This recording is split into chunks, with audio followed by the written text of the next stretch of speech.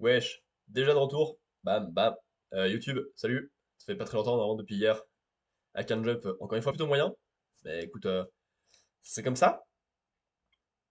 Euh, on est parti pour la partie. C'est bien écrit ça, partie. Euh, Lecture chaque semaine. Critique des mangas que j'ai eu cette semaine. Critique des films que j'ai eu cette semaine. Et ensuite, on a un peu de react à faire. Ça va être plutôt bonnard. Et puis quand je dis ça, je ne sais pas. Hop. Chainsaw Man, épisode 114, Endless Aquarium, qui veut dire aquarium sans fin. Il va durer encore longtemps ce couloir, ça fait au moins 100 mètres qu'on marche. Je te l'avais bien dit, hein, le démon éternité a déboulé, et maintenant... La ferme! T'es pas Devil Hunter, alors tu connais rien. N'empêche que niveau démon, je suis plus calé que t'imagines. Non, je suis plus calé, parce que je suis membre du club des Devil Hunters. C'est exact, alors c'est plus long que toi sur les démons. Salut, drôle de hasard ce qu'on ici. T'es qui toi? Le club des Devil Hunters. Drôle de manière, visiblement jeune homme, on t'a pas appris la politesse. Enfin, peu importe, puisque ça t'intrigue tant, je vais te dire qui je suis. Je porte la double casquette de capitaine du club des Devil Hunters et du président du conseil des élèves. Mon nom est Haruka Ise. Oh, salut Denji. Ah, mais je te reconnais, toi, t'es Yoshida, mais pourquoi t'es là? Pareil, le hasard, une soudaine envie de voir des poissons m'a attiré à l'aquarium, et voilà, je me retrouve enfermé par un vilain démon. Président, ce garçon à celui dont tout le monde parle, le lycéen qui, après avoir officié comme Devil Hunter dans le privé, a intégré la sécurité publique. Ah, décidément, que de hasard.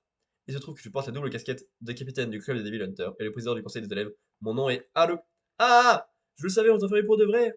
Ce coup-ci, c'est pas un rêve, c'est pas un rêve! Un démon nous attaque vraiment là! Moi, j'avais aucune envie d'être au club des Devil Hunters! C'est ma mère qui a insisté parce qu'il y avait une bourse à la clé! Les apparitions de démons sont fréquentes de cet endroit, alors on venait patrouiller. La suite, vous la connaissez. Sous l'effet d'un pouvoir démoniaque, ce couloir se poursuit éternellement, et à l'évidence, à moins de recevoir une aide extérieure ou de tuer le responsable de ce tour, on n'en sortira jamais d'ici. Vous avez vu un démon quelque part, vous? Négatif. Tu ne sortiras pas de cet aquarium avant d'avoir changé d'NJ en arme. Mon nom est Haruka Iseumi. Et en qualité de capitaine des clubs des Devil Hunters, je prends la tête des opérations. À côté de cet instant, nos objectifs sont la suppression de ce démon et notre propre survie. Mais j'y pense, ce type, c'est Chainsaw Man. C'est cette Chainsaw Man, en suivant ses instructions, je pourrais peut-être m'en tirer sans avoir changé d'NJ en arme. D'un autre côté, si je le tue lui, je n'aurai plus besoin de transformer en arme qui que ce soit. Yoru me rendra mon corps sans que plus personne n'ait à souffrir. Mais seul, je n'ai aucune chance de le vaincre. Cela dit, est-ce que j'aurai la force de changer d'NJ en arme? Ton ami va bien? J'en sais rien. Pfiou.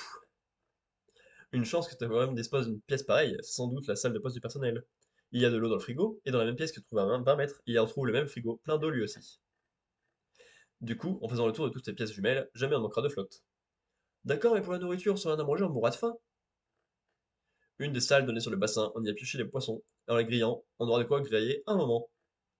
Je doute qu'on trouve du feu dans cet aquarium. Ah, du feu, ça j'en ai du feu. Ceux qui me martyrisent me demandent toujours d'allumer leur clope, alors je garde un briquet sur moi. En cramant les vieux journaux qui traînent ici, on aura tout le feu qu'il faut pour griller la poiscaille. Le problème de la nourriture est donc résolu. Sauf que, moi je mange pas de poisson. Bah pourquoi, t'es allergique? Quand je les regarde, je ne vois que des cadavres, c'est plus fort que moi, ça me dégoûte. Je sors, je vais jeter un œil dehors. Ah, oups. Tu fabriques quoi? Rien. Tu mens, t'as dit oups, c'est quelque truc bizarre, oups. J'ai trouvé un sac par terre avec 1000 yens dedans, alors j'en ai ramassé quelques-uns. C'est du vol ça? T'es un voleur? Que dalle, je l'ai trouvé par terre, c'est mon argent, et je le partagerai avec personne. Pourquoi tu ne penses qu'à toi? Tout le groupe, tout le monde travaille pour le groupe, tu n'as pas honte? Ah ouais? Et toi, t'as fait quoi pour le groupe? Je n'entends même pas, va mourir, c'est le voleur. Ah! Va mourir soi-même. Crève, crève, crève, crève, crève, crève, crève, crève, crève, crève, crève, crève, crève, crève. Quel sale type! Je lui fais la fleur de sortir avec lui, et voilà ce que je récolte. Affreux comme il est, et il mérite peut-être que je le change en arme, pas vrai, Yoru? À la différence de Zenji, moi je suis quelqu'un de capable, alors il faut que je contribue à l'effort collectif. Ah. Mitaka, c'est un téléphone portable que tu tiens là? Depuis quand un lycéen peut s'offrir ça? Oui, enfin c'est celui de ma mère. Il y en a du réseau? Je capte un peu le signal. Bravo, trouve la meilleure position. Quand tu l'auras, on appellera les Devil Hunters restés dehors à la rescousse. Plus haut, les ondes c'est bien d'en haut. Génial! Génial! Dora, le pont est cassé. Oh quel soulagement, avec ça j'échappe à la mort, sûr. Je sens les bonnes ondes par ici. Les lycéens d'aujourd'hui ont des portables, on n'arrête pas le progrès. Asa Mitaka, c'est une lycéenne à la pointe de technologie. Merci, merci, merci. Bon, il ne reste plus qu'à attendre les secours. Quoi?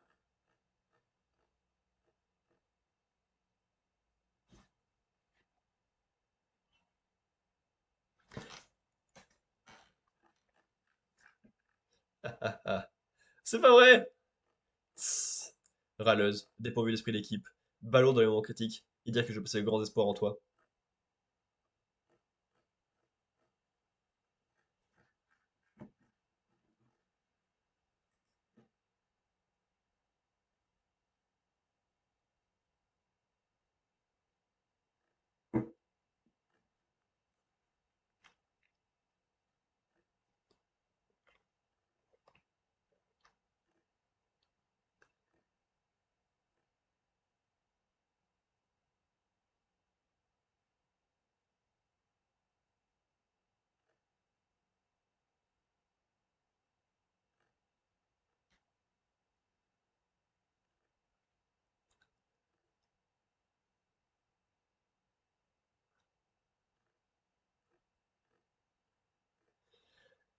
Et voilà, Yoshida est déjà plus petit que la partie 1.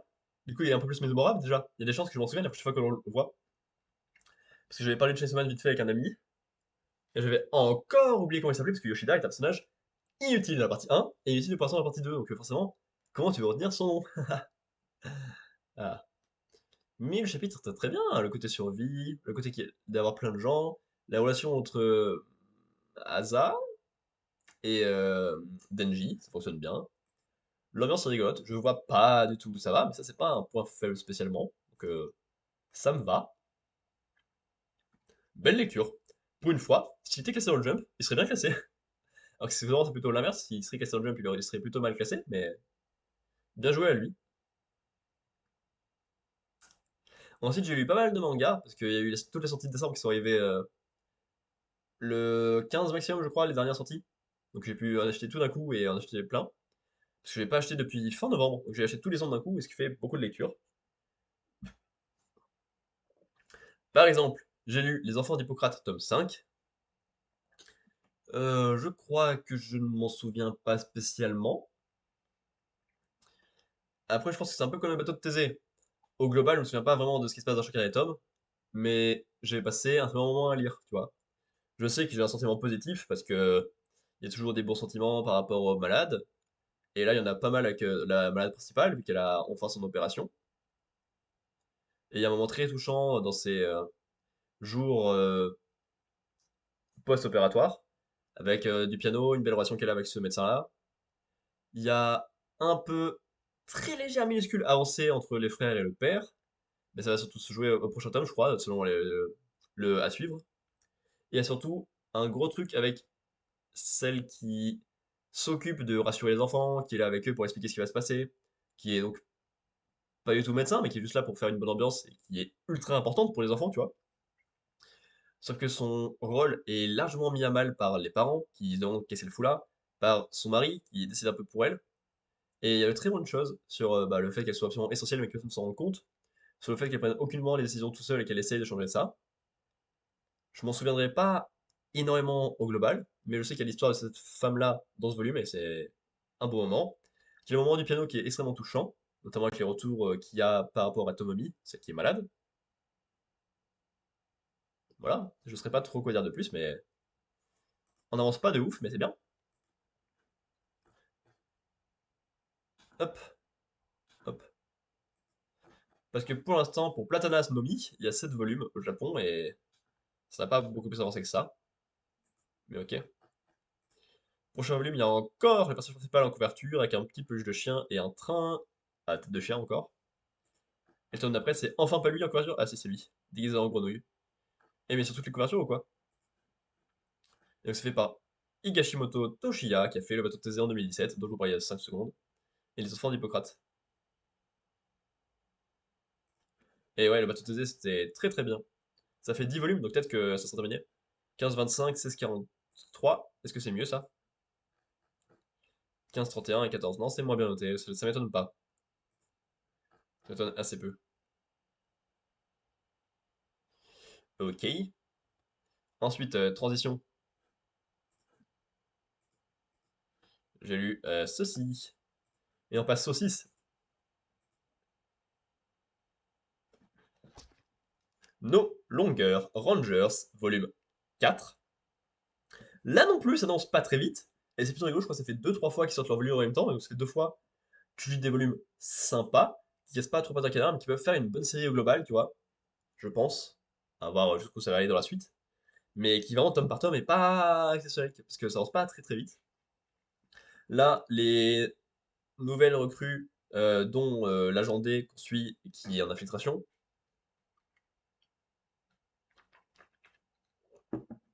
sont dans un exercice plutôt important afin d'essayer de devenir des vrais recrues officiels. Il y a beaucoup de choses qui sont très bien.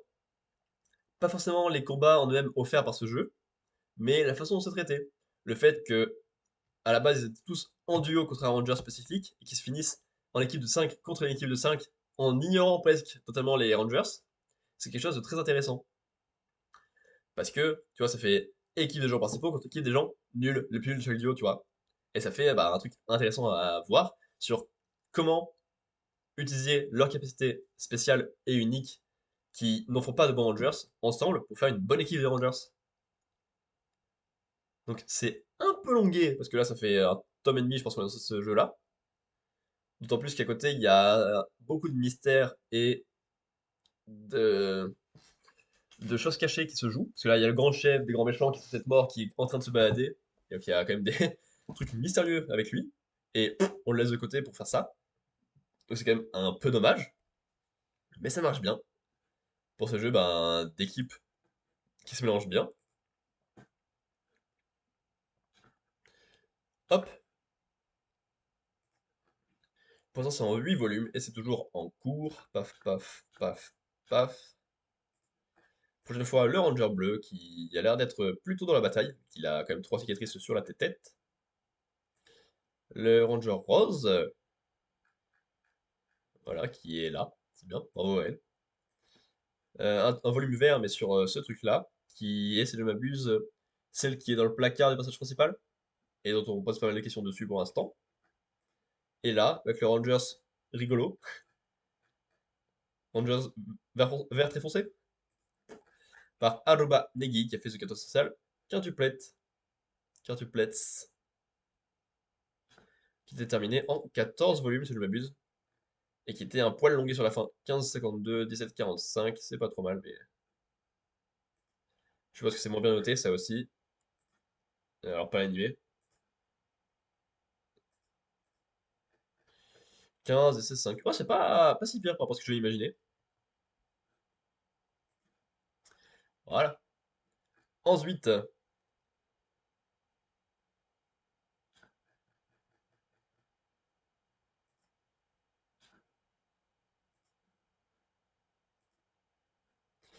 j'ai lu les volumes 16 et 17 de Satan 666.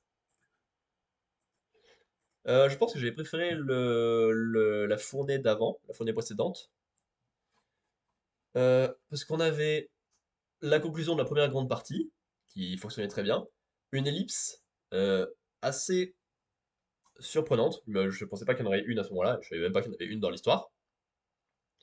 Et il y avait beaucoup d'évolutions sur le caractère des personnages, sur leur chara design, sur les alliances, plus ou moins, les plans globaux, et c'était une très belle chose. Là, on a presque un volume entier concentré sur l'attaque de toute notre équipe sur la base de TA, je crois, pour récupérer Ruby. Il y a pas mal de trucs très sympathiques de ce côté-là, sur la récupération de Ruby, par rapport à l'amitié entre Gio et Ruby qui est bien développée et qui joue bien sur le sens du sacrifice de l'un à l'autre. Ça, bravo. Quoi d'autre? Si je me souviens de pas grand-chose, hein, encore une fois. L'équipe est complète, l'équipe est Toka, et ils sont prêts à affronter les groupes d'ennemis restants qui sont plus ou moins en train de s'allier. Et là-dedans, il y a une sorte de grosse zone finale qui apparaît, avec dedans plusieurs zones, genre une zone de la musique, c'est tout ce dont je me souviens, qui ont chacun des énigmes et des trucs à réaliser. Et en fait, c'est rigolo parce que toute l'équipe globale de nos personnages principaux est séparée en groupes de 3 ou 4, je crois, dans chaque branche, Plus il y a quelques autres personnages qui ont été importants dans les arcs précédents qui sont aussi là. Ça fait plaisir de les revoir. Mais le souci, c'est qu'il y a quand même beaucoup de personnages à traiter tous en même temps. Il y avait un truc cool, effectivement, avec eux deux, puisqu'ils se connaissent plutôt bien, qu'ils ont un grand truc familial à traiter avec leur œil sur le front. Et donc ça fonctionne bien parce qu'il y a donc le maître de Gio, plus la dame qui est amoureuse de lui, qui sont tous les deux des troisième œil, et le méchant là qui a un troisième œil qui s'est pas ouvert. Il y a le truc familial qui fonctionne, le flashback aussi. Le combat, m'en fiche plus ou moins, mais ok. Voilà, c'est une belle idée, pas mal de séparation qui fonctionne, mais c'est un peu moins efficace que l'envoi précédent.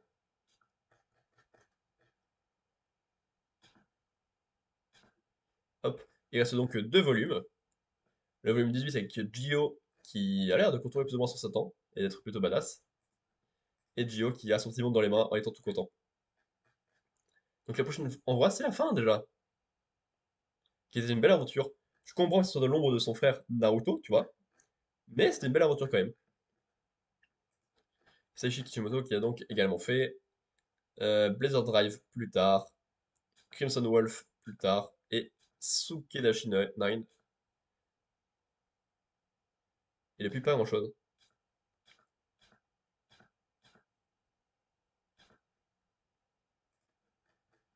13,79 et 16,24. Les lecteurs sont plus agréables, je crois. 10 et 13,78, c'est pas ouf. Ah, c'est plus équipe tout là. 13 et 15,38, c'est ok. Et 16,1 et 14,63. Il a commencé un nouveau manga récemment?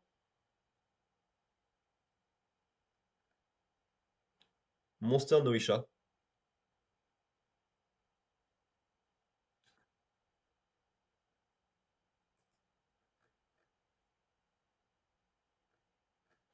qui a absolument rien. Waouh, c'est ouf là, toutes ces annonces qu'il y a autour.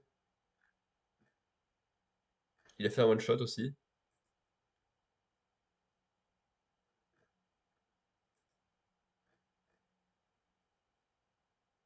Pourquoi ça on l'a pas dans la liste? Ok. Oups. Vous avez peut-être eu un indice pour le prochain manga dont on va parler? Je suis pas sûr, mais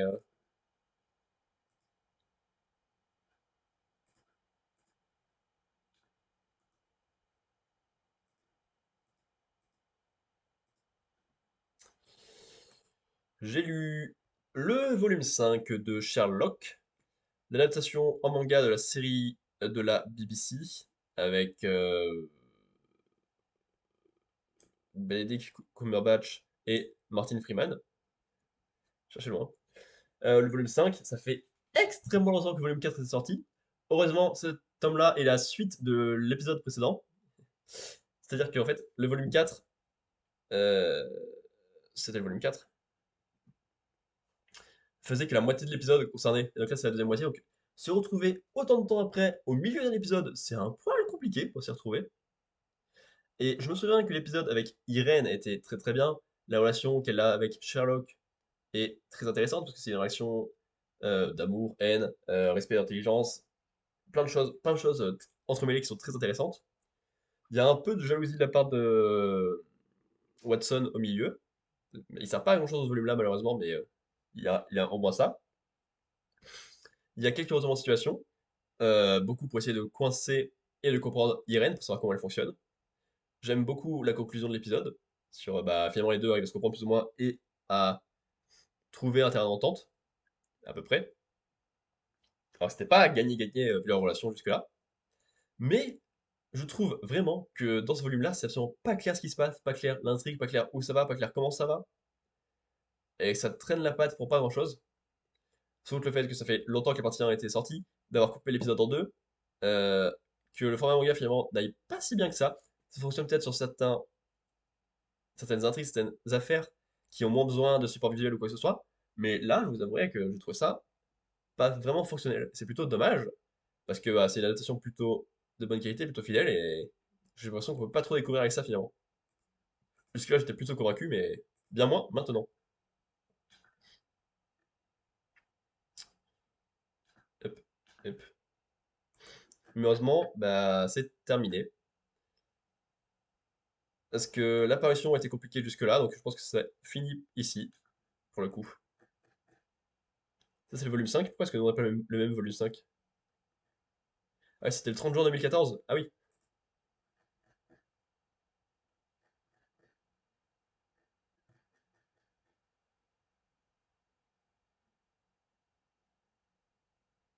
Ah non, du coup, je veux en français, s'il vous plaît. Attends. Bon, c'est pas là. Il a fait que Sherlock, évidemment. Et lui, il a fait que Sherlock, évidemment.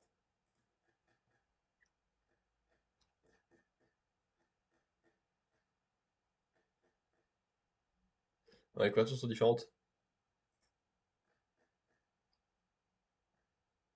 Mais ouais, c'est daté le 14 novembre 2019, soit près de 3 ans avant, donc c'est un peu compliqué effectivement de se remettre dedans.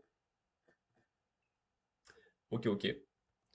Ensuite, j'ai lu le volume 13 de Fullmetal Alchemist Perfect Edition, que voici ici.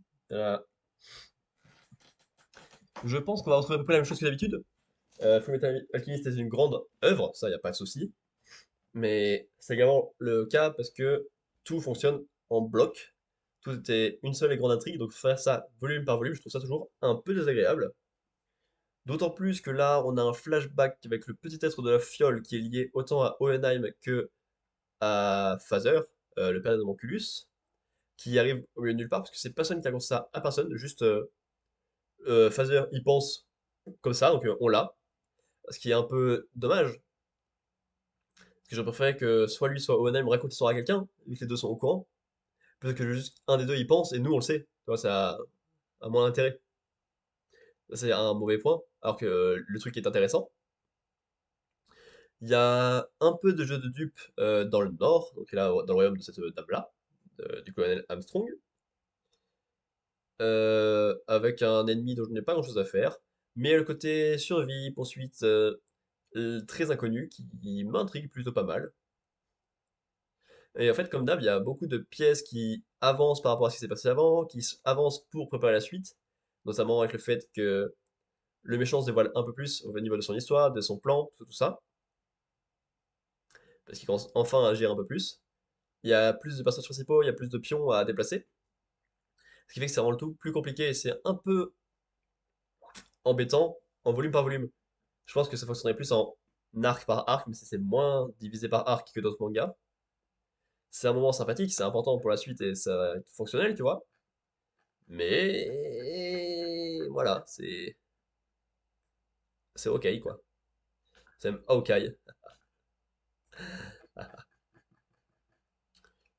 Donc pour cette édition, il reste 14, 15, 16, 17 et 18, c'est tout. Ça va être tout. Bam, c'est là, avec Lee, c'est Lee ça, hein. Lee en mode méchant. Owenheim, Luking, bien sûr, un méchant. Et Edward. Edward. Ok. Attends, donc si c'est 18 ou 27, on perd un tiers.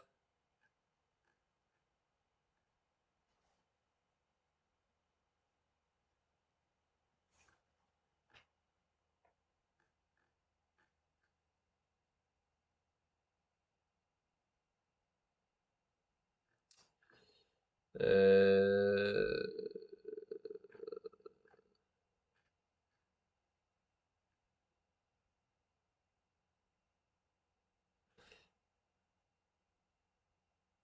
C'est-à-dire que deux tomes là, ça en vaut 3 là, ça? Ou pas? 1, 2, donc ça serait jusqu'à 3. 4, 5, ça serait jusqu'à 6. 5, 6, ça serait jusqu'à 9. 7, 8, ça serait jusqu'à 12. 9, 10, ça serait jusqu'à 15. 11, 12, ça serait jusqu'à 18. Donc là, on serait à 20 et demi. Enfin, au milieu du 20. Parce que 13, 14, ça va là. 15, 16, ça va là. Et 17, 18, ça va là. Ouais. Donc là, on est au milieu du tome 20 à peu près. Fais voir. C'est pas trop ce qu'on a vu pour l'instant, mais ça va être ce qui est dans le tome suivant, vu les couvertures. Et là, ça correspond. Ouais, de ouf. Ça me va. Ah si, on a une petite vengeance de Marco. Ça c'est cool. Pas grand chose à dire de plus, mais vengeance de Marco c'est cool. Ah pardon. Il restait des trucs à dire sur Arakawa Hiromu, puisque elle a fait pas mal de choses. Feuilleton Alchemist, c'était le tout premier. Hero Tales, Noble Paysan, Silver Spoon, The Legend of Arslan. Histoire Hero Tales, 5 tomes, 6-6, 16-6, 16-6, bon, pas mal. Noble Paysan, 7 tomes en cours, 15-63, 16-25, c'est bien. Silver Spoon, 15, 16-88, 17-13, ça a l'air très très bien. Arslan, 18 actuellement, 16,95 et 15,86, qui a l'air ok. Paf, plus que 4 mangas différents. On avance, on avance. J'ai ensuite lu le volume 16 de My Home Hero, qui me fait toujours autant plaisir.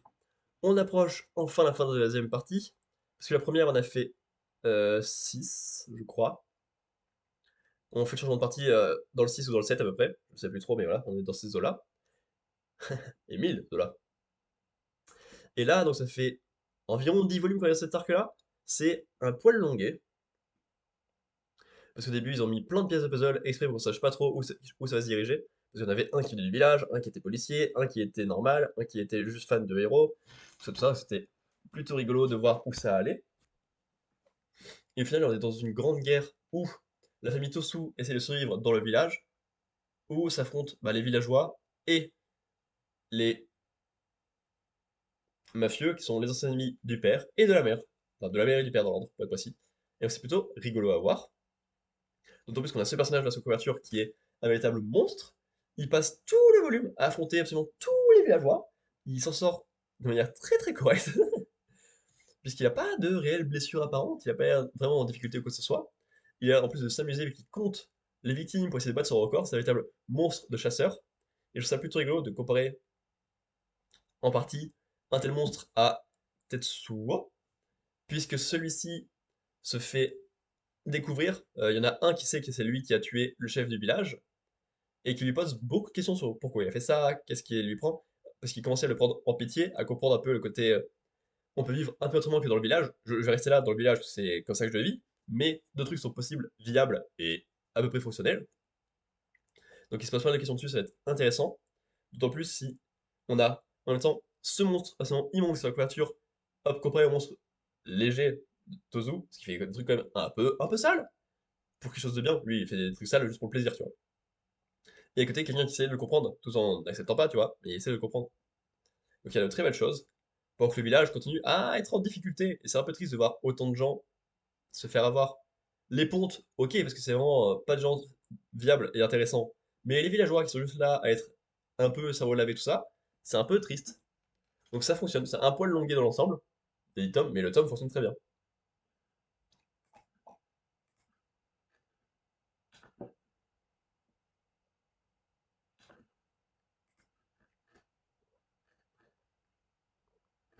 Pour l'instant, il y a 16 tomes et c'est en cours. La fin avait été. Le climax avait été annoncé début 2021 et c'est toujours en cours, donc à voir. Prochain volume, il y aura Tozu qui fera le malin, Tsuo. Ah, ok. Suivi de Tozu qui met une veste. Ok. Et suivi de Tozu qui reçoit un cadeau de sa gentille petite fille, qui est trop mignonne. Et donc l'auteur a fait I'm Standing on a Million Lives avant. Et c'est tout. Oula, ça a l'air différent. Et c'est toujours en cours. Il fait deux mangas en même temps. Ah, c'est un isekai en plus. Bah, au secours. Ok.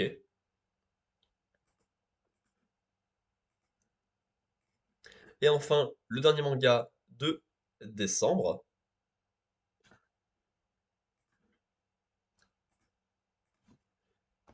Le volume 11 de Gannibal. Je trouve ça plutôt rigolo d'enchaîner My Hero et Gannibal. Ça a déjà été le cas à plusieurs reprises avec les volumes précédents. Puisque d'un côté, on a un village avec une secte qui est liée un peu au côté religieux, qui empêche totalement les gens de partir, et de l'autre côté, un village qui est odieux avec les gens de ce village, parce que bah il y a un groupe à part qui mange les gens. Manger des gens. On continue le flashback qui commençait dans le volume précédent, et ça dure encore tout ce volume-là d'ailleurs. Il se termine à la toute fin, si je ne m'abuse. Oui, il se termine 3-4 pages avant la fin. Donc il y a eu deux volumes entiers de flashback qui expliquent comment le village a pu arriver jusque-là, juste grâce à cause de la folie de 4 personnes grand max. Le monsieur moustachu ici présent qui est l'ancien chef du clan Goto. Euh, L'enfant-là qui est la fille de la chef actuelle du clan Goto, le fils de la chef actuelle du clan Goto. Il y a également de la folie du côté des humains plus normaux, ce qui est donc un peu dommage, parce que bah, finalement le tort est un peu partagé. Les trucs inhumains sont faits uniquement par les Goto, tu vois, mais c'est un peu accepté du côté humain, et donc ça c'est un peu dommage. Le flashback est peut-être un poil long de volume pour justifier tout ça, ok, c'était important pour le fameux lui, qu'on traîne depuis le début et qu'on ne sait pas qui c'est. D'autant plus que bah, lui est dans un moment important qu'on se rappelle à la toute fin de ce volume-là, face aux personnages principaux. Euh, on a également la conclusion d'un personnage ultra important de ce flashback. Et c'est rigolo d'enchaîner un flashback presque centré sur ce personnage-là pendant deux volumes, puis sa mort. D'autant plus que sa mort est plutôt impactante. Bref, maintenant qu'on en sait plus sur le village, comment est-ce que ça en est arrivé là, sur les ennemis actuels et passés, on est prêt pour lancer le grand final, qui va être dépotant, vu la longueur qu'il lui reste. En effet, hop, c'est terminé, volume 13. Donc il nous reste deux volumes pour conclure tout ça, ce qui va être un poil court, c'est le temps qu'il a fallu pour faire le flashback explicatif de tout. Donc ça va être un peu short, d'autant plus qu'il va aussi falloir conclure l'histoire de nos personnages principaux. Et donc là, sur le volume, on a un méca de terre, qui a l'air de supplier. On a le fameux lui. On a quelqu'un encore en premier plan, et là, on a le chef actuel de la famille, maintenant que la vieille est morte. Et là, on a la fille du policier principal. C'est bientôt la fin. Et c'est le seul manga de l'auteur.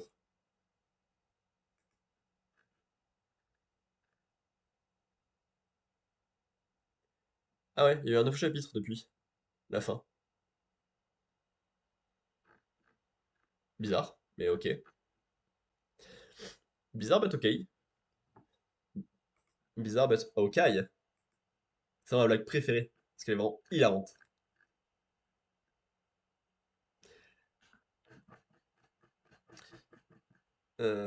Hop, hop, hop. Ça, ça.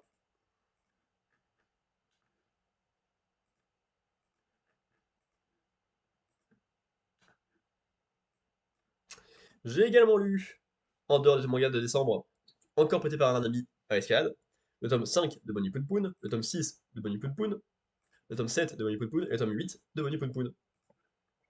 Alors je vais pas parler de tout ce qui s'est passé dans les 4 volumes en détail, mais je suis toujours convaincu par le bien de ce manga. Pas vraiment le bien que ça nous fait, hein, c'est pas vraiment les lectures les plus agréables niveau bon sentiment. C'est un peu compliqué. En même temps, ça parle de la vie, de la jeunesse, de comment grandir, avec les amours qui se font, avec les amitiés qui se font, qui se défont, avec les difficultés de la vie, à savoir quel rôle on peut avoir, quoi faire de la vie. Il y a plein de très bonnes questions de Poun Poun. Il évolue beaucoup parce que presque tous les deux tomes, il y a une avancée de 1-2 ans en ellipse, tu vois. Parce que bah, c'est important de montrer plein d'âges différents pour montrer la vie. Il y a beaucoup de problèmes avec les histoires d'amour dans ces volumes-là. Oh oui, parce qu'il essaye de faire sa première fois. Il s'en sort pas vraiment comme un chef. Il le fait finalement de manière plutôt étrange. C'est pas vraiment ce à quoi on s'attendait, mais ok.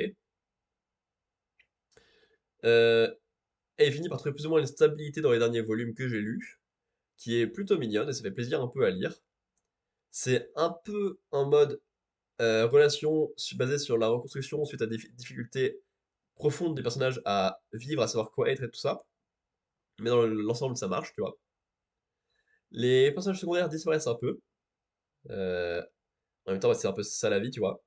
Si tu commences un peu à perdre des proches, à t'éloigner un peu de tes amis parce qu'il y a des changements de bâtiment, après c'est plus ou moins un cercle vicieux, il veut plus se confier, il veut plus faire grand chose, donc il y a de moins en moins de personnages secondaires qui sont liés à tout ça. Et finalement, c'est juste une découverte aléatoire qui permet de sauver ça. C'est plutôt sympathique, tu vois, c'est la vie. J'aime cette œuvre. Je sais pas où ça va se diriger sur les 5 volumes qui restent, donc il y a encore le temps, tu vois, de faire des choses. D'autant plus qu'il est toujours perdu, qu'il y a toujours un regret dans sa vie qu'il essaie de gérer et de retrouver.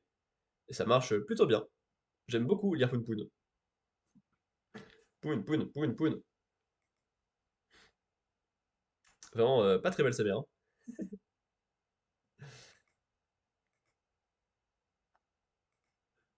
Ah, la Poun Poun.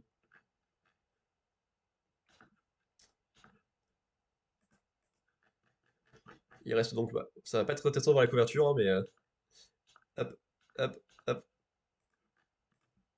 Oh, un volume noir avec un canard.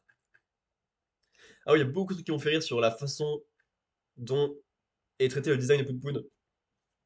Il a les têtes hyper drôles quand il est gêné, quand il est choqué, quand il trouve ça drôle et tout ça. Il est un peu tout déformé et tout ça. Et il y a un moment où il est plus du tout lui-même, qu'il a plus aucune forme précise. Et c'est génial comme idée. Le personnage a un design tellement simple qu'il le simplifie encore, on fait quelque chose de totalement différent pour montrer que le personnage est perdu, ne sait plus quoi être, ne sait plus ce qu'il est dans la vie, et c'est une forme, du coup, aléatoire qui marche très très bien. Ça, c'est une excellente idée. Et pour jouer autant avec le graphisme, avec des designs aussi minimalistes, en plus d'avoir un bon propos sur la vie, c'est une belle chose. Ouais, Asano devrait regarder la dernière fois ce qu'il avait fait, et je suis tout mis en alerte sur Vinted. J'espère en trouver quelques-uns parce que j'ai très envie de lire ce qu'il a fait. Enfin, on arrive au dernier manga. Pas la dernière critique, parce qu'après on va passer au cinéma, et j'ai quand même découvert 1, 2, 3, 4 et 5 films. Donc on a un petit peu de boulot. Mais au moins, on va changer le sujet. Ça va faire plaisir, j'allais dire, pas forcément, mais ça va rester sympathique. Hop, hop, hop, là,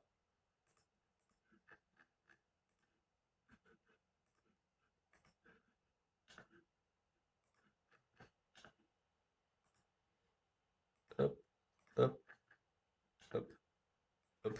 Alors non, là, non, au secours. Là, voilà, voilà. Et évidemment, le 24 décembre est arrivé la troisième envoi de Karakuri Circus, les tomes 9 à 12 sur 27, je crois, quelque chose comme ça. Donc on est toujours même pas à la moitié de l'œuvre, pourtant il s'en est passé des choses, ça je vous l'assure. Les 4 volumes sont concentrés principalement sur Narumi, ce qui est plutôt dommage, parce que jusque-là, je préférais largement la partie du cirque Nakamashi, donc avec Masaru et toute la troupe de cirque. En plus, seulement ils allaient faire du cirque et être trop cool ensemble, un avion s'est craché près d'eux, et donc ils ont eu un passage plutôt intéressant sur le fait qu'ils aient plus ou moins cru voir Narumi, et ils l'ont vu, tu vois, mais pas assez sûr d'eux.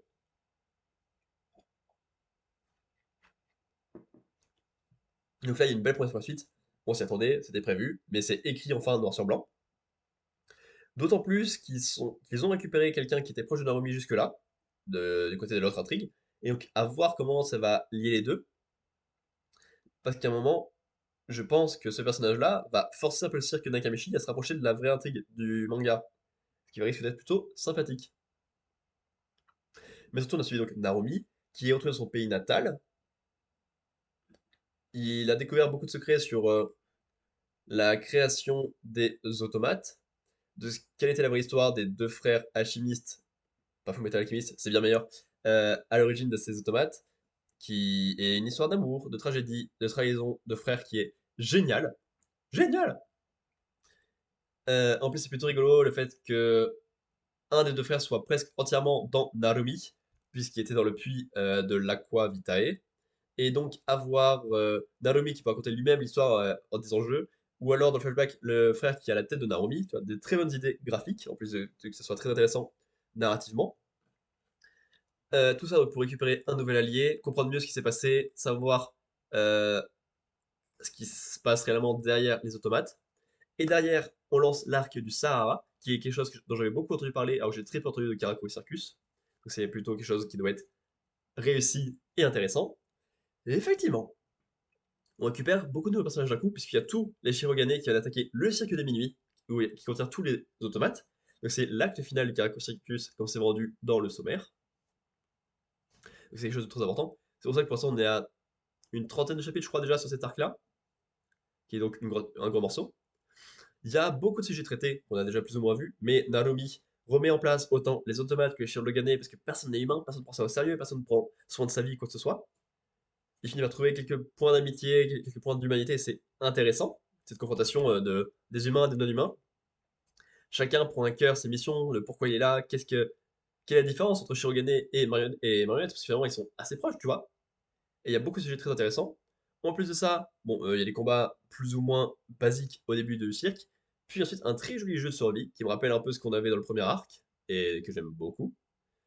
Il y a un sacrifice qui est assez touchant, même s'il me paraît un peu injustifié, mais c'est important pour le développement des personnages, donc ok. Et surtout, bah, on a un final qui justifie le fait que ça ait aussi bien marché, le fait que euh, Narumi ait fait autant d'efforts pour essayer de rendre tout le monde plus humain, parce qu'il y a un très beau final, très touchant, ça marche bien. En plus, on récupère des personnages intéressants qu'on n'a pas vu depuis quelques temps.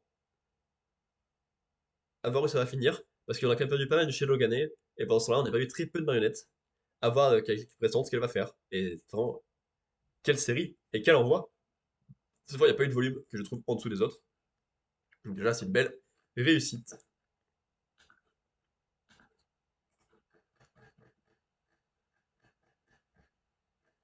La Deluxe, 26 volumes.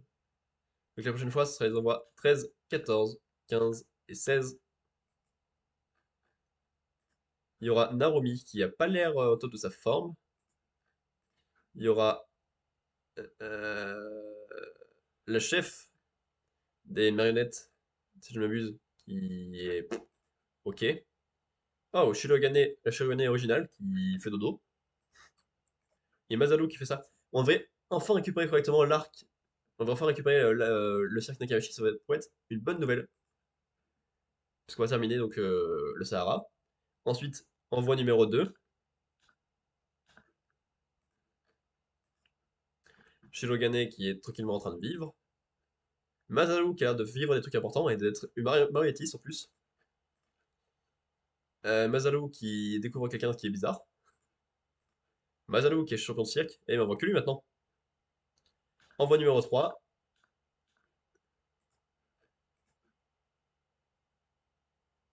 Ouais. Une équipe avec Narumi. Ok. Masaru en gros plan qui chiale. Narumi toujours sombre. Le fameux monsieur. Et le dernier envoi. Les deux là qui sont enfin côte à côte. Et Narumi qui a conclure ça avec un grand sourire. Donc on n'est pas très loin de la moitié. Je pensais qu'on était un peu plus loin parce que je pensais pas que c'était 27 tomes alors que c'est 26. Rien à voir. Et c'est vrai qu'on avait regardé la dernière fois aussi, je crois, hein. Il n'y a pas assez longtemps donc ok. Bah voilà, on a lu quelques mangas quoi. Et la suite donc c'est le cinéma. T'as regardé quelques trucs. Hop, hop. Vraiment des films qui ont beaucoup de rapports entre eux en plus, c'est vraiment impressionnant. La différence entre tout ce que je peux regarder. Attendez, vous avez un peu de son et vous n'avez pas besoin de l'avoir en fait. Pour l'instant, on va juste éviter les pubs. Hop, et hop, tout est prêt. Voilà. J'ai commencé en regardant Ils sont vivants. Parce qu'en fait, j'ai regardé les films récemment sortis sur Canal+. J'ai gardé tous ceux qui étaient notés au-dessus de 3 étoiles, je crois, sur Letterboxd. Ça en faisait partie, donc j'ai regardé. Pas de grosses idées de caméra ou quoi que ce soit, donc c'est pas du grand cinéma. Ça, non. Il y avait Marina Foïs, donc déjà, ça c'est un bon point pour le film.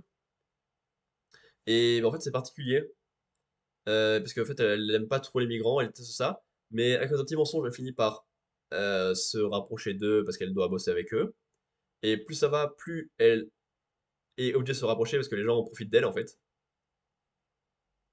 Que ce soit de manière hyper volontaire ou pas. Et au final, on a une sorte d'histoire d'amour Roméo et Juliette, parce que un migrant et une meuf qui aime pas les migrants, qui était femme d'un policier anti-migrant, tu vois, bizarre. Donc c'est plutôt une histoire d'amour un peu touchante, d'autant plus que c'est compliqué vu que personne accepte qu'elle puisse faire ça. Mais bon, bah ça reste un poil longué pour tout mettre en place, pour dire que c'est ça qui va se passer.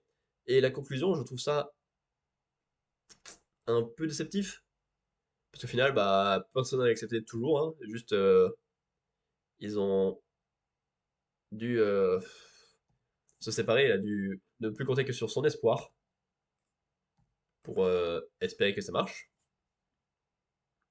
Donc sympa mais sans plus, plus pas un grand film de cinéma. Voilà. Mais il y a Marina Foïs. Et en plus on la voit toute nue. Bah, c'était un peu trop. Les scènes de baise, là, ça y va, hein. Et un peu trop.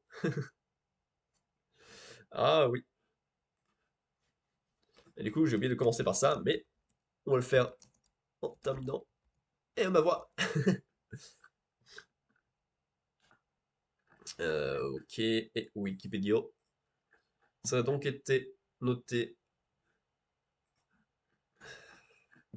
3,4 et 3,1. C'est sorti le 23 février 2022 en salle. Je n'avais pas entendu parler, ok. Merde. Veuve depuis peu, Béatrice vit avec son fils et sa mère. Sa rencontre avec Mokhtar, enseignant iranien arrivé clandestinement en Europe, va bouleverser son quotidien et ses convictions. Par amour pour lui, elle va devoir défier les préjugés de son entourage et les lois de son pays.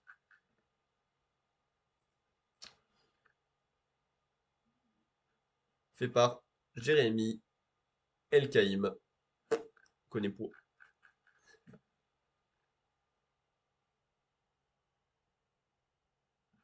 Ah, c'est son premier long métrage. Ah bah ok, ça va alors. En tant que réalisateur. Manu, court-métrage et ils sont vivants, d'accord. Ah, et court-métrage il y a 11 ans en plus. Ensuite, paf là, pour que je me rappelle qu'il y a une transition. Ah, attends, j'ai fait une bêtise. Attends, hop. J'ai également regardé. Non, pas là, si, c'est bon, ça écrit bon droit. Ambulance, Allociné et Wikipédia. Sorti le 23 mars 2022 en salle, 2h16, noté 3,1 et 2,8. Will Sharp, un vétéran décoré, fait appel à la seule personne indigne de confiance, son frère adoptif Danny, pour trouver l'argent afin de couvrir les frais médicaux de sa femme. Ce dernier, un charismatique criminel au long cours, au lieu de lui donner de l'argent, lui propose un coup. Le plus grand braquage de banque de l'histoire de Los Angeles. 32 millions de dollars. Will, prêt à tout pour sauver sa femme, accepte. Mais quand leurs affaires prennent un tournant spectaculairement désastreux, les deux frères n'ont d'autre choix que de détourner une ambulance avec sur son bord un vieux flic mentalement blessé et l'ambulancière Cam Thompson.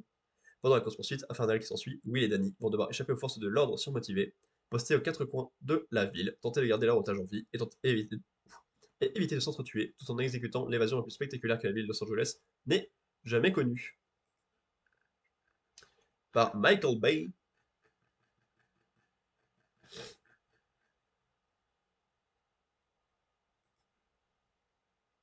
œuvre. Bad Boys que j'ai pas vu, Rock, Armageddon, Pearl Harbor, Bad Boys 2, The Island, Transformers, No Pain No Gain, Transformers, 13 Hours, Transformers, 6 Underground. J'ai rien vu de tout ça. Trop bien, non? L'histoire, ça fonctionne grâce au cinéma. Bam. J'ai également vu La Brigade,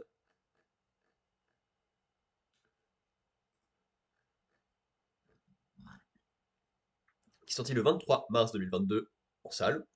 Il dure 1h37, noté 3 et 3,5.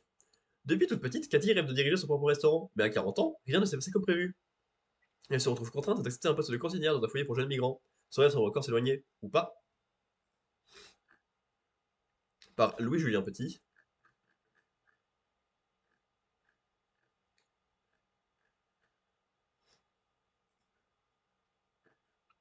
Filmographie. Les figures Anna et Otto, les Skunks, Caral, Mathieu, les Invisibles, la Brigade. Je connais pas tout ça. Les Invisibles, ça me dit quelque chose, mais j'ai pas vu.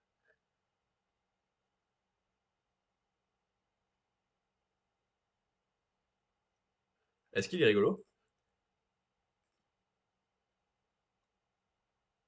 Ah non, il fait deux fois Audrey Lamy, autant pour moi.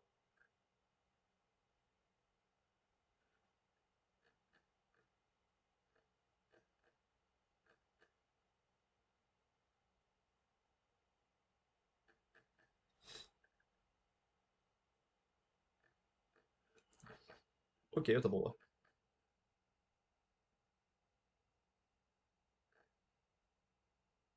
Eh ben, elle a fait des doublages.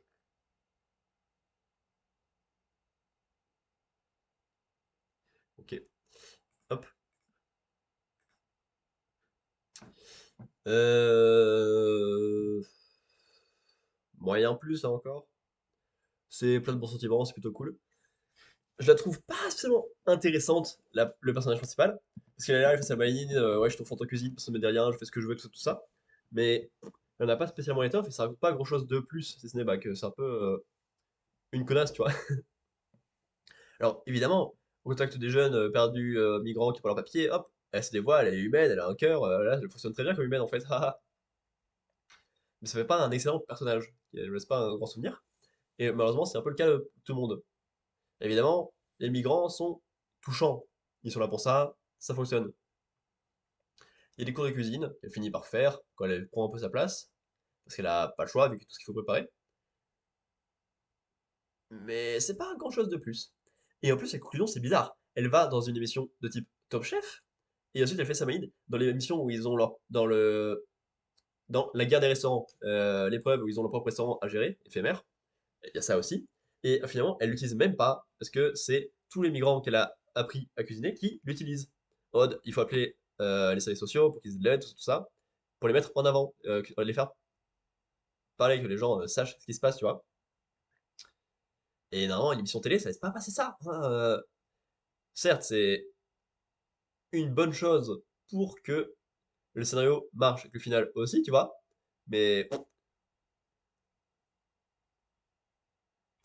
alors, c'est bien d'avoir des trucs autant de bons sentiments, mais des fois, c'est un poil trop lisse et trop de bons sentiments, c'est étonnant. Mais au moins, ça parle de foot, et c'est bien le foot. Puis elle reste plutôt touchante avec cette petite équipe. Donc j'ai passé un bon moment, mais je me souviendrai pas très longtemps. C'était pas très drôle en plus pour une comédie. Ensuite, je déteste Disney, mais hop, voilà voilou, le Sydney, et... Euh, euh, Wikipédia, Wiki. Avalonia, l'étrange voyage, 23 décembre 2022 sur Disney+, on va en parler de ça. 1h42, noté 3.3 et 2.7. Les Clade, une famille d'explorateurs légendaires, découvrent un monde inexploré, plein de dangers et peuplé de créatures fantastiques. Ils sont aidés dans leur quête d'un blob espiègle et de leur chien à trois pattes. Hélas, les querelles entre ces différents membres menacent de faire échouer cette nouvelle mission qui est, de loin, la plus cruciale. Pardon Hall. Et il y a encore Jake Gyllenhaal. On en a parlé il y a pas très longtemps, je crois. Je sais pas qui c'est. Mignonne. Ça, ouais, je vois qui c'est. C'est toi.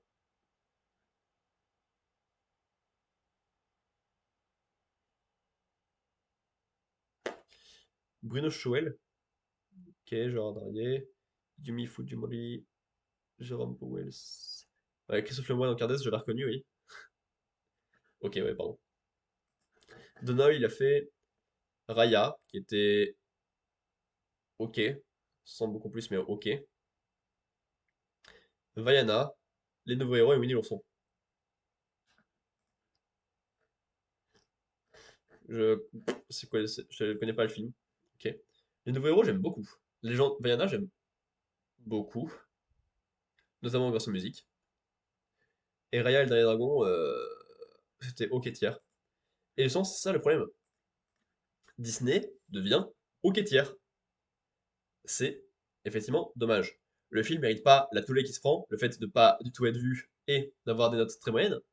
Ça, c'est à cause de Disney qui vend le roi des cons, putain, ne pas sortir en salle à Noël. Hop, très mauvaise erreur, ne pas parler du film, alors qu'ils le sortent à Noël. Tu sors un Noël sur ta vieille plateforme de merde pourrie sans sortir au cinéma et t'en parles même pas. Tu fais 14 000 erreurs dans le même sujet, là, t'as vraiment fait un effort, Disney. En plus, il y a des personnages noirs, des personnages homosexuels, des personnages handicapés. Oh, imagine quand ça va pas du tout plaire aux gens. Alors que bon, on s'en fout, c'est non, normal que tout le monde puisse être inspiré par les héros de Disney. C'est important.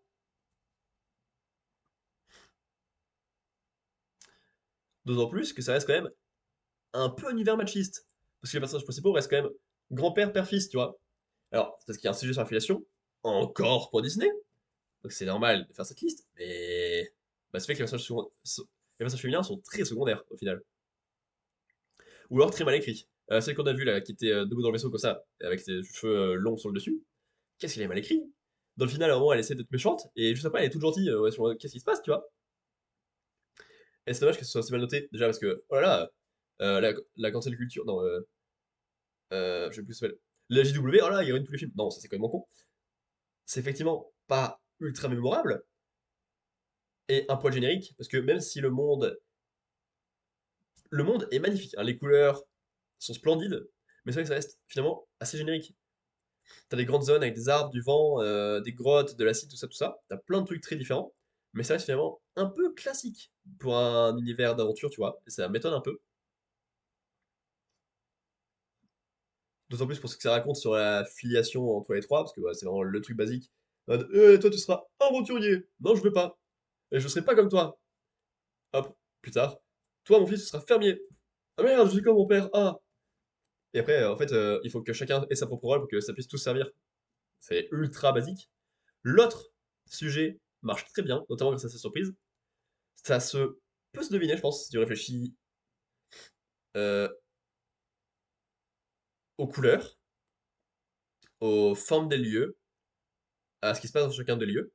C'est un très bon de retournement de situation, que je vais spoiler maintenant. L'endroit où ils vivent, c'est un être vivant. Et en fait, ce qu'ils doivent protéger, c'est pas ce qu'ils devaient protéger à la base. Ça fonctionne comme un retournement de situation, et c'est un sujet important et un peu moins vu dans les films Disney. Mais c'est dommage que finalement, les chara design et les histoires principales deviennent aussi génériques et dessinées à l'autre. Ça fonctionne bien. Franchement, je le noterai pas aussi moyen que ce qu'il est actuellement. Mais effectivement, pour un Disney, ça peut être un peu décevant. Voilà. Et enfin, évidemment, je suis allé voir à ceci. Enfin, au cinéma, ça fait longtemps que j'étais pas allé. Et que je faisais que regarder des films depuis chez moi. Soit sur Canal+, soit sur l'horrible Disney+. Mais là, c'était en famille, une bonne salle, en 3D. Putain, que c'était quel plaisir. Sorti le 14 décembre 2022 en salle, durée 3h12, noté 4,2 et 4,4. Se déroulant plus d'une décennie après les événements relatés dans le premier film, Avatar la boîte de l'eau raconte l'histoire des membres de la famille Sully, Jake, Neytiri et leurs enfants, les épreuves auxquelles ils sont confrontés, les chemins qu'ils doivent emprunter pour se protéger les uns les autres, les batailles qu'ils doivent mener pour rester en vie et les tragédies qu'ils endurent.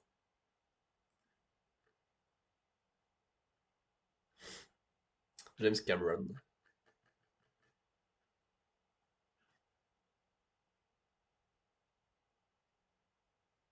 C'est qui elle déjà? Je me pose la question. Kate Winslet, Keith Curtis, Falcon, Matt Goward, Jermaine Clemens.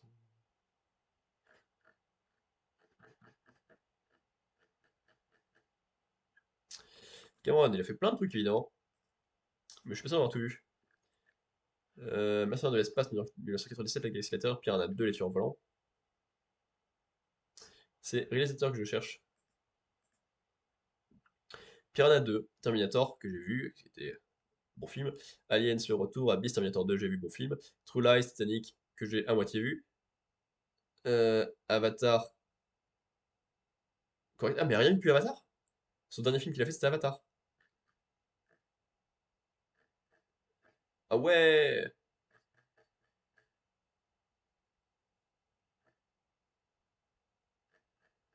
Ok. Je pensais qu'il en avait fait beaucoup plus. Et ça, je me pose la question du coup, est-ce que c'est.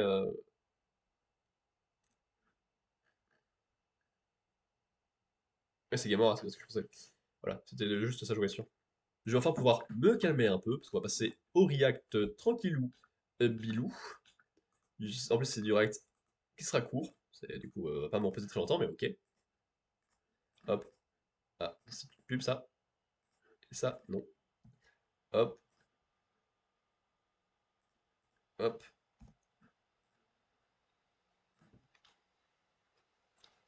Tout d'abord, ceci.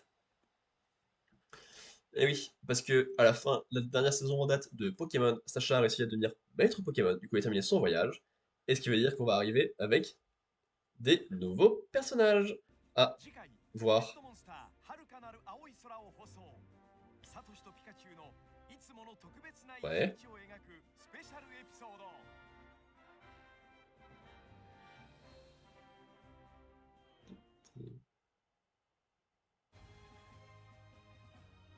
たくさんの出会い Oui, bah c'est sûr, ils ont fait quelques épisodes, Sacha et Pikachu, oui.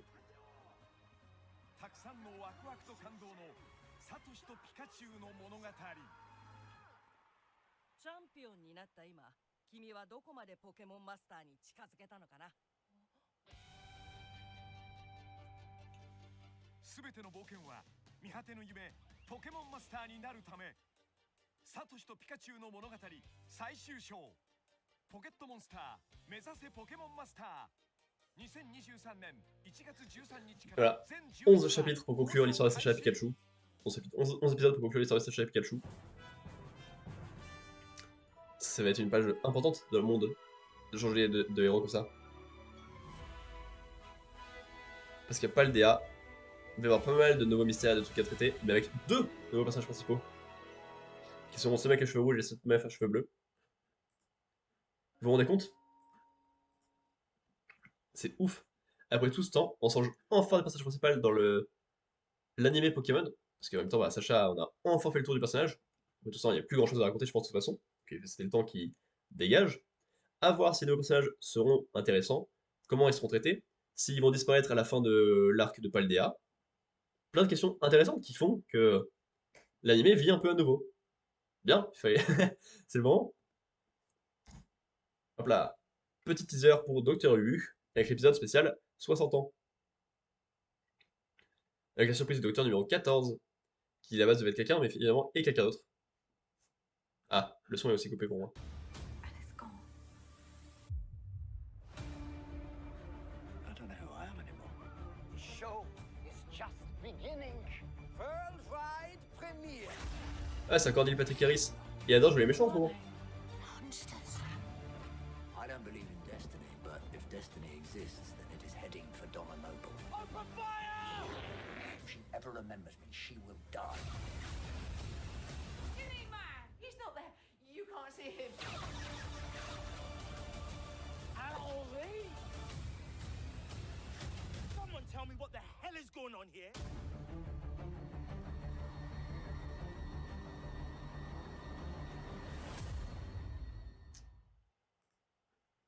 J'ai toujours pas regardé la dernière saison de Jodie Whittaker, parce que je vais le faire avec plaisir, je pense, donc je vais prendre mon temps avant de le faire.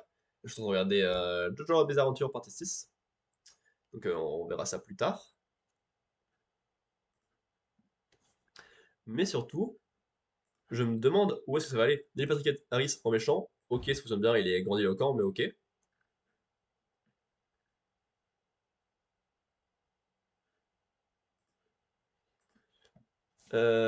À voir ce que ça va traiter, parce que ben il y a quand même le mystère de pourquoi est-ce qu'il a repris la forme du 10e Docteur, alors que c'est le 14. 10, 11, 12, 13, c'est le 14e. Pourquoi est-ce que ça n'a pas pris directement la forme qu'il va avoir en 15e? Comment Donna va revenir dans tout ça? Je suis très intrigué. Mais il faut d'abord que je termine la saison de Whittaker. Et Loki saison 2 a eu droit à un teaser, mais sauf que tu vas pas être très palpable, c'est juste dire ça existe. Quoi? C'est quoi ça, win or lose? Win. Alors.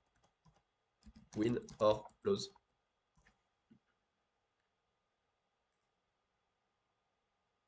C'est Pixar qui fait une série.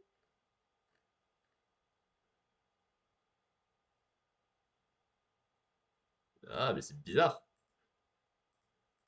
23 on Disney Plus. It's going to be quite a year. New stories, This is just the beginning. definitely. New faces. Peter Pan? Were you expecting someone else?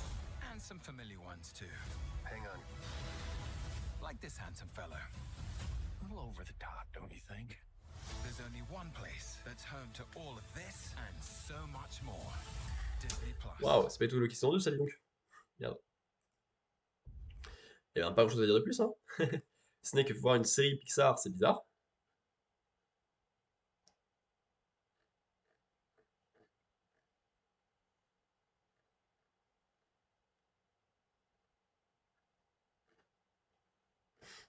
Je suis en train de regarder là sur YouTube, c'est pas d'autres trucs vite fait à regarder. Mais je ne crois pas. Et je reste planté là.